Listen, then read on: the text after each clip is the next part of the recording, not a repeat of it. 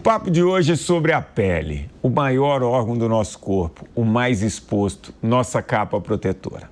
E para cuidar da pele, a gente precisa da palavra de um especialista, na verdade, de uma especialista. Por isso eu recebo a doutora Renata Valente Carneiro. Ela é mestre em dermatologia pela Faculdade de Medicina da USP e membro da Sociedade Brasileira de Dermatologia. Renata, muito obrigado pela sua presença. E a minha primeira pergunta é, eu sou da atividade física e o que mais se ouve é fazer atividade física envelhece, principalmente corrida. Pois é. Bom dia, agradeço muito pelo convite, é um prazer enorme estar aqui com você. E eu já começo falando que não.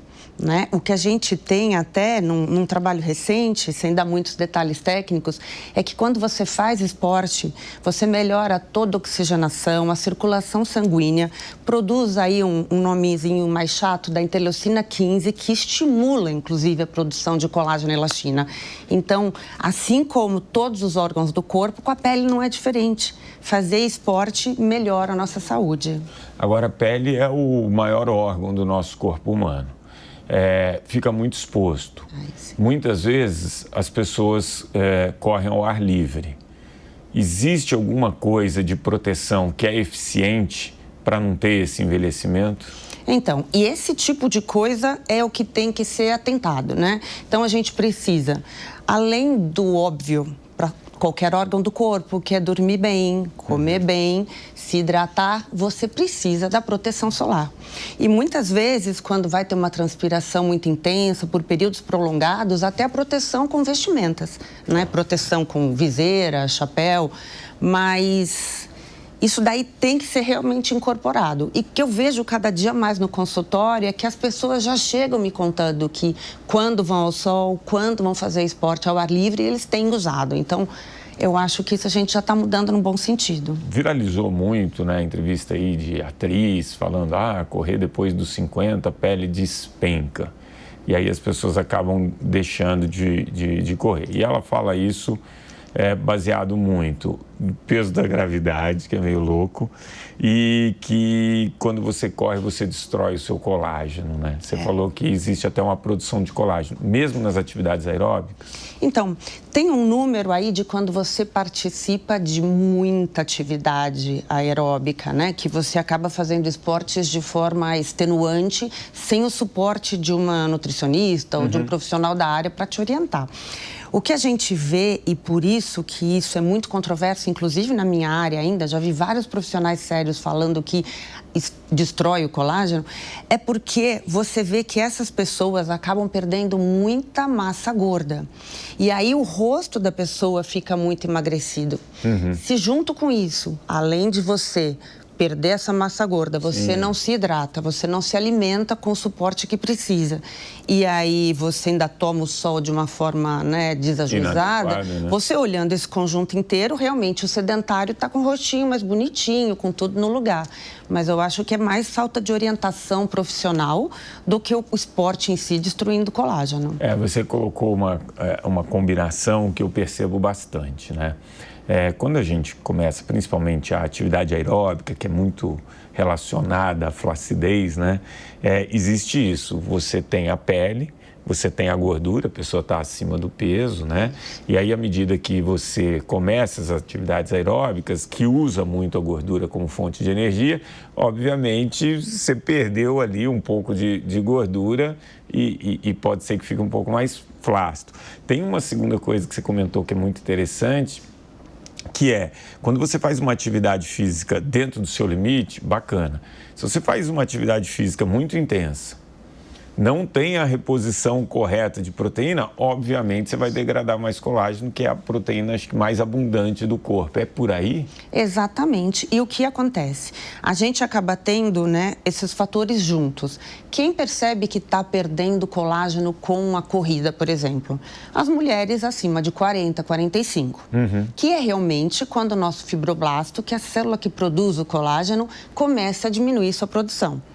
É também nessas mulheres acima dos 40 que a gente começa a ter uma reabsorção dessa gordura da face, o que acaba derretendo um pouco o rosto. Essa região aqui da gordura acaba engordando. Aí, junto com isso, tem o sol de uma vida inteira. E a mulher madura, assim como o homem também, precisam aumentar a ingesta proteica. Coisa que a gente tem visto que, com o passar dos anos, eles vão ingerindo menos. Ou seja, é uma combinação combo, né? catastrófica. E aí, a coitada da corrida ou esporte de forma um pouco mais acentuada leva toda a fama. Em relação à alimentação, muito se ouve falar de suplementação de colágeno,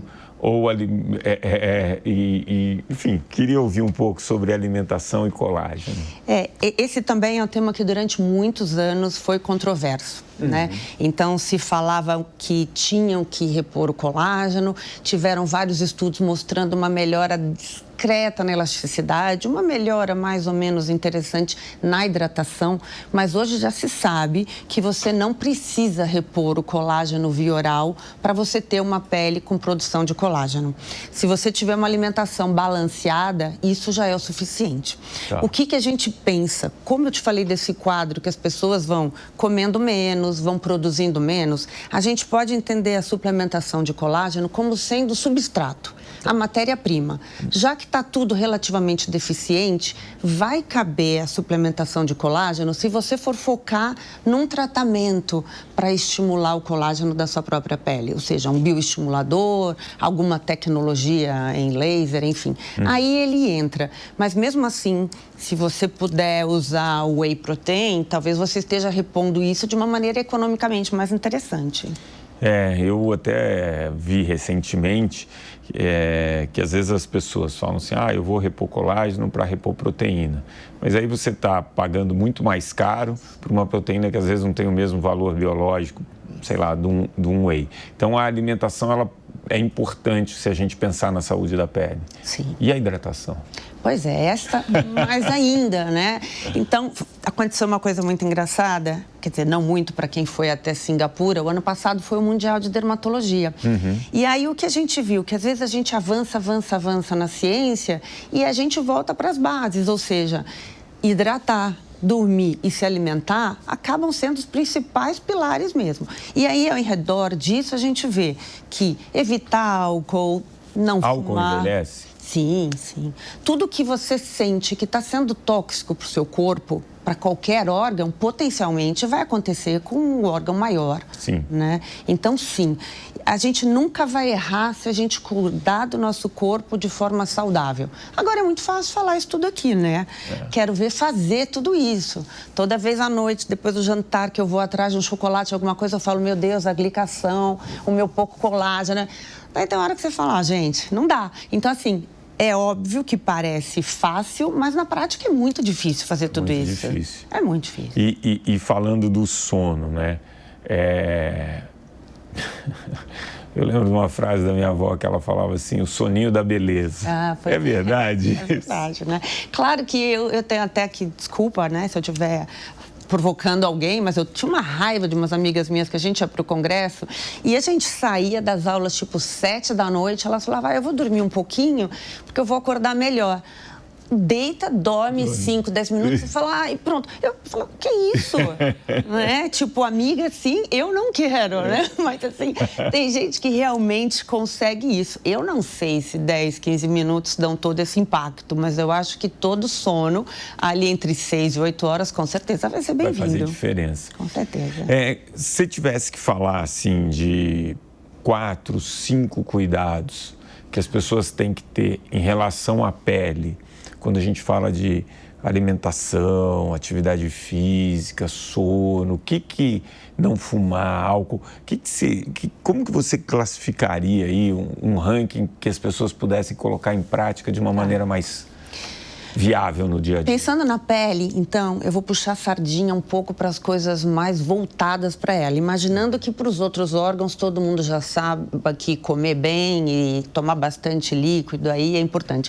Mas a gente tem que lembrar, né, daquele livro do filtro solar, né, que o Bial até regravou, proteção solar. Né? Então, eu acho que é muito importante. E assim, não efetivamente na minha idade já, onde eu já estou colhendo os danos ali que eu fiz até meus 18 anos. E a minha geração que ia para a praia sem nada?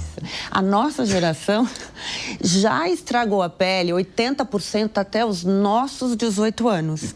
Isso tudo foi muito modificado hoje em dia, porque hoje em dia até os 18 anos chega a gente lá no consultório meio esverdeado até. Então essa frase de que a gente tomou 80% do nosso sol até os 18, isso vai ter que ser revisitado, tá? Mas quando a gente consegue incorporar isso, e eu vejo já mães passando protetor solar nos filhos pequenos, então eu acho que a gente já vai ter uma melhora importante da pele. Agora, não adianta, que nem eu vejo muito a jovem passar filtro solar todo dia para ir para a escola, fazendo uma rotina de skincare, mas daí chega no final de semana, elas deitam no sol, se esturricam das 11 ao meio-dia e meia, porque elas querem pegar uma cor. Legal. Então, assim, 6 da manhã tá todo mundo passando filtro, corretivo, mas para o sol elas estão tomando. Então, assim, proteção solar. No segundo lugar é hidratação, não só via oral, mas a hidratação tópica também. Quando a gente tem acne, quando a gente tem lesões irritativas, todas essas doenças inflamatórias precisam de hidratação, precisa de água. Então as pessoas às vezes pensam, não, porque eu tenho acne, minha pele é oleosa, eu preciso só lavar bem, esfregar, porque eu preciso tirar esse óleo. Você tira um pouco do óleo, mas você também deixa de hidratar. Então, o que a gente tem que ver é que você tem que pôr um hidratante. Para cada tipo de pele, vai ter um hidratante mais adequado. Eu ficaria com esses dois, pelo menos. Bom, super obrigado. Quero muito agradecer a sua participação. Tenho certeza que ajudou bastante com essas dicas e, principalmente, do meu lado, mostrando que a atividade física ela não é vilão. Não. Né? Ela pode até ajudar aí na preservação desse colágeno. Obrigado. Nada, imagina, um prazer estar aqui com vocês.